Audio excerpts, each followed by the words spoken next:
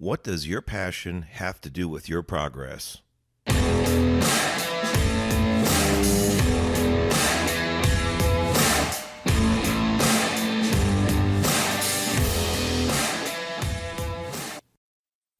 Welcome to Career Growth Made Easy podcast.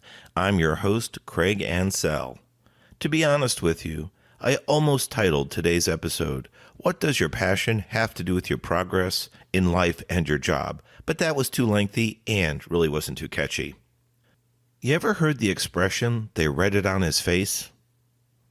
How about, I could hear it in their voice? Passion can affect us all when it comes to how we're perceived, or how people think of us, how people remember us.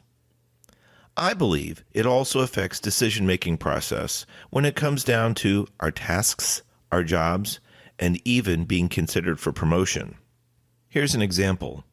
He's always driven, always pushing things through to the end.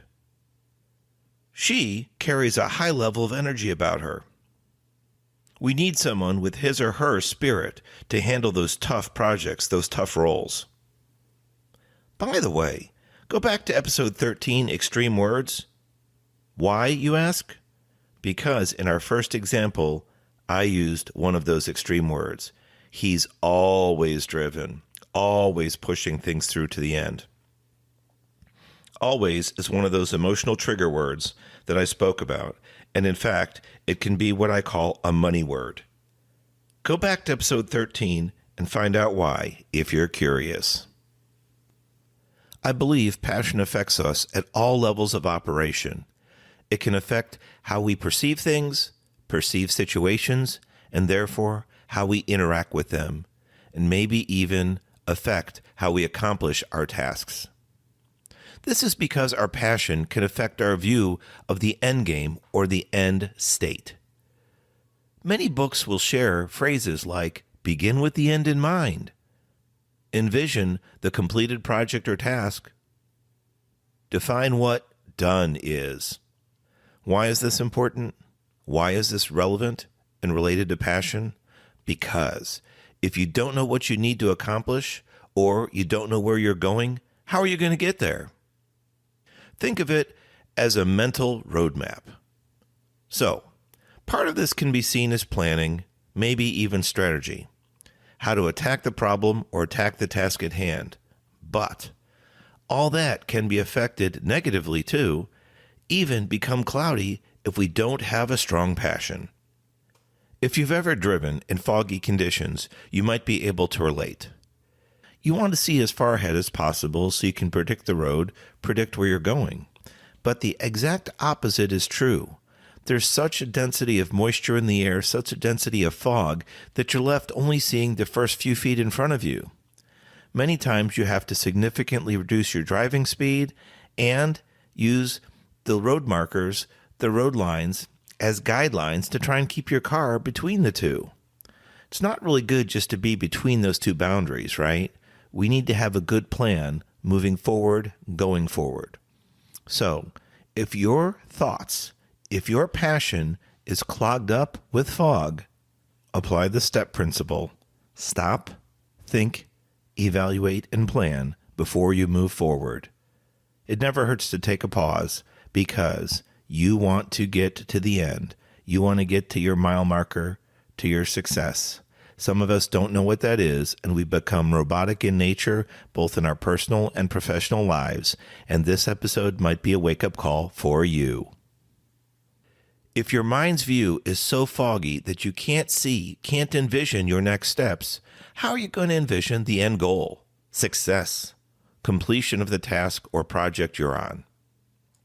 Thinking about it differently, using a plane flight example, if you've flown, you've likely been through clouds, typically on ascent and descent, but not so much at cruising speeds, right?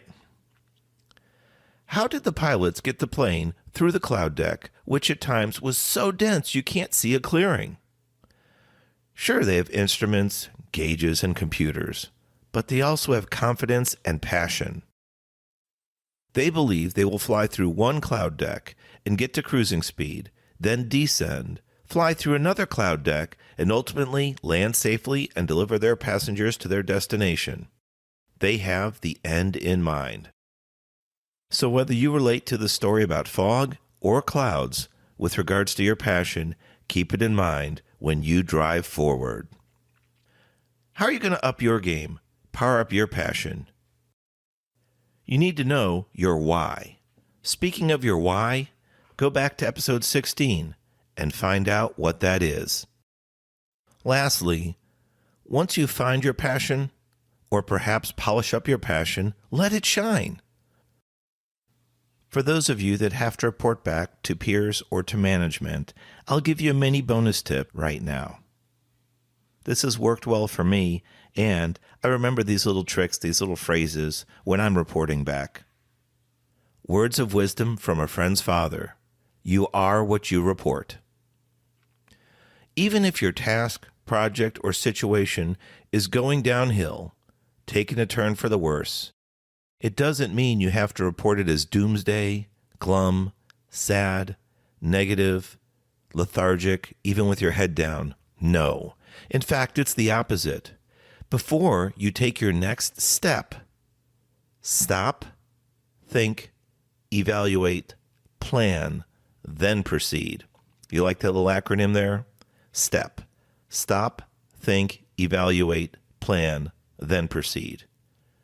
If your team or your management can read your passion or lack thereof in your face, your body language, your tone, your delivery, remember to take a step.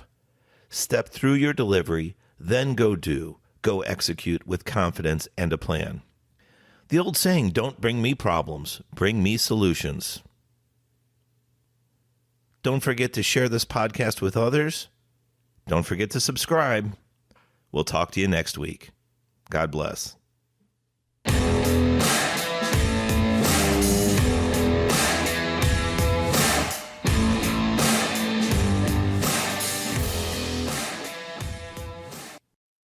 Thanks for watching. If you've enjoyed this episode, be sure to subscribe to our channel.